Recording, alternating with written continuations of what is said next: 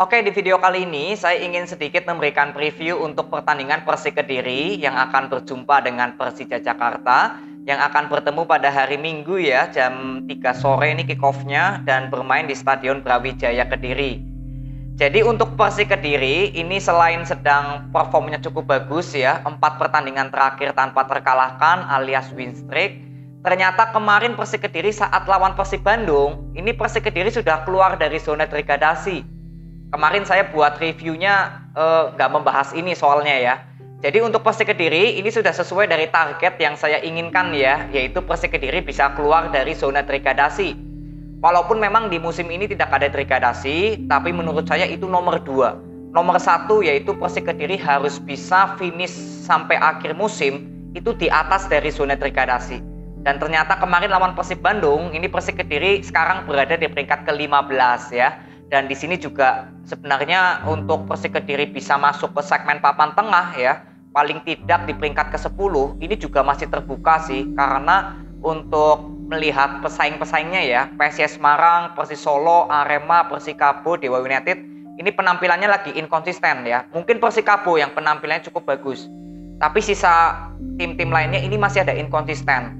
Jadi kalau melihat dari performnya PSIS, Persis Solo, Arema, ya Persikabo, Dewa United, lalu Persik Kediri, kemungkinan besar kalau Persik Kediri bisa konsisten, ini paling tidak bisa finish di peringkat 10 atau 11. Ya, karena menurut saya yang konsisten ini Persik Kediri dengan Persikabo nih, yang penampilannya cukup bagus. Jadi kita akan lihat untuk Persik Kediri ya, yang penting sudah berada di luar dari zona degradasi. Ini sudah target dari saya untuk Persik Kediri nih, selamat ya. Lalu untuk Persija Jakarta, ini justru ada penampilan yang inkonsisten.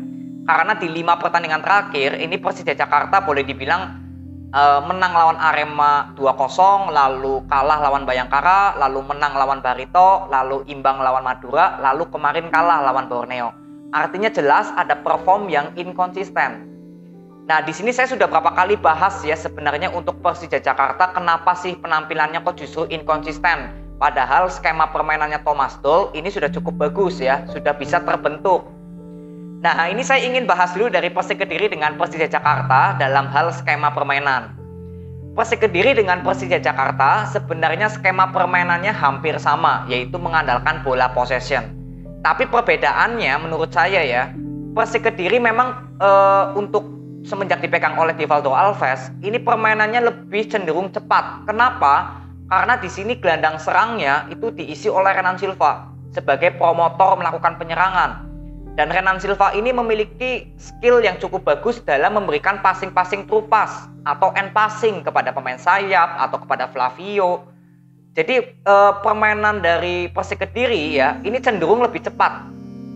Dan saya juga pernah bilang ya, saya lupa, sudah lama sekali lah, saya sudah pernah bilang bahwa pemain sayap Persik Kediri ini menginginkan sekali passing-passing true pass ya. Pasti yang sudah subscribe saya lama paham yang saya omongin ini. Ya, dan sekarang Renan Silva sudah bisa memberikan itu, bisa memanjakan para pemain sayap dan pemain depan untuk memberikan passing-passing cepat. Jadi ini yang saya lihat kelebihan dari Persik Kediri dalam hal menyerang ya, sudah ada peningkatan yang cukup signifikan sekali dari penampilannya Renan Silva. Dan untuk Persija Jakarta, memang bola possession yang saya lihat lebih cenderung lambat. Karena memang di sini tidak ada pemain dari Persija Jakarta yang memang bertipe seperti Renan Silva. Kalau Persik Kediri kan ada Renan Silva ya yang memberikan tupas-tupas. Kalau di Persija Jakarta justru tidak ada pemain seperti itu. Tapi memang di sini Persija Jakarta lebih bermain pelan ya, lebih mengatur tempo yang benar-benar berhati-hati. Makanya saat kemarin lawan Borneo, sekalinya ada kesalahan passing, itu bisa dimanfaatkan menjadi counter attack.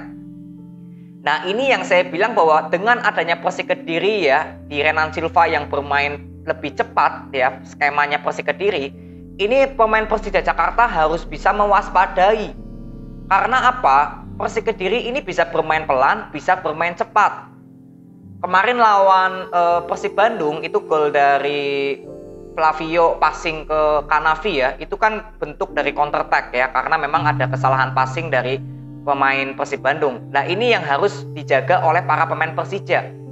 Dan saya lihat bahwa kemarin lawan Borneo jelas ya, yang saya sudah bahas, pengontrol penyerangan Persija selain Hanif Syahbandi ini tidak ada lagi.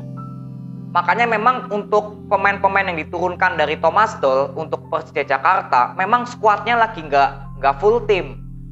Ya, Behrens nggak bisa bermain, Abdullah Yusuf, Kremencik. Jadi ini jelas memperlihatkan skema permainan Persija yang sudah cukup bagus, tapi dalam hal menciptakan peluang itu masih minim. Karena kembali ke kualitas pemain. Skemanya sudah bagus, tapi untuk menciptakan peluang itu kan kembali lagi ke pemain-pemainnya Persija. Nggak bisa menyalahkan pelatih gitu. Kenapa Persija kok nggak bisa menciptakan gol atau menang lawan Madura atau kemarin lawan Borneo juga menang? Ya menurut saya nggak bisa disalahkan Thomas Doll juga. Karena yang pertama memang skuadnya Persija Jakarta apa adanya.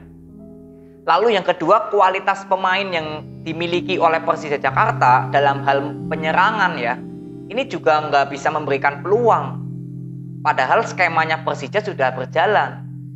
Jadi ini menurut saya memang ada untuk Persija Jakarta memang ada kelemahannya ya ketika pemain-pemain seperti ya 3 pemain asingnya nggak bisa bermain gitu. Ini jelas terlihat untuk Persija Jakarta yang justru sudah mendekati akhir season ya sayang sekali ya harus ditinggal oleh pemain asing ini 3 pemain asing karena cedera.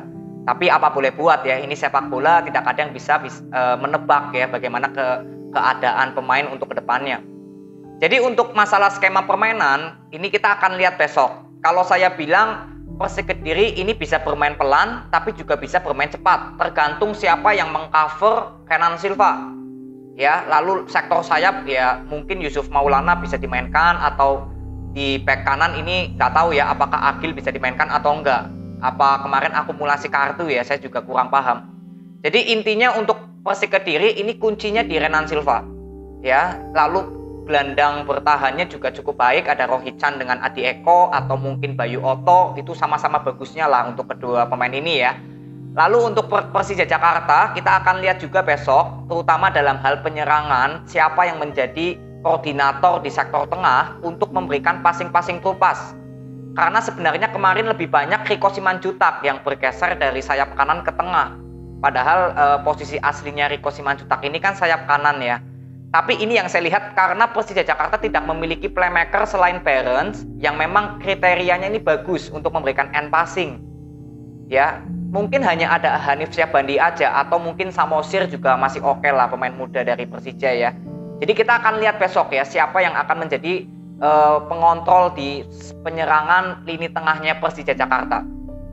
Lalu untuk kualitas pemain, kedua tim memiliki kualitas pemain yang boleh dibilang cukup bagus ya, walaupun di sini Persija Jakarta ya kembali lagi 3 pemain asingnya nggak bisa bermain dan Persik Kediri kalau boleh dibilang ini full tim ya karena nggak ada pemain pentingnya yang cedera. Di sini juga Abioso, Yones Pahabol yang sering dijadikan sebagai starting line up, lalu ada juga Hamdi yang permainannya juga cukup bagus. Jadi untuk masalah pemain sayap dari Persik Kediri, jika Divaldo Alves melakukan rotasi, saya kira nggak terlalu banyak masalah. Karena pemain sayapnya Persik Kediri sejauh ini saya lihat ya cukup konsisten. Ya, Pahabol juga sudah mulai menunjukkan peningkatan ya, perform yang cukup bagus. Lalu untuk Persija Jakarta ya kita lihat lagi ya, berapa kali intercept dari Firza dengan Rio Fahmi, ini menurut saya cukup berbahaya. Jadi untuk pemain Persik Kediri juga harus bisa mewaspadai overlap yang dilakukan oleh Firza Andika di kiri dan Rio Fahmi di kanan.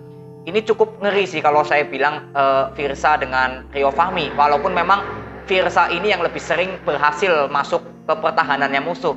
Jadi kalau dilihat-lihat ya, tipenya Yusuf Maulana dengan Firza Andika ini sama sebenarnya.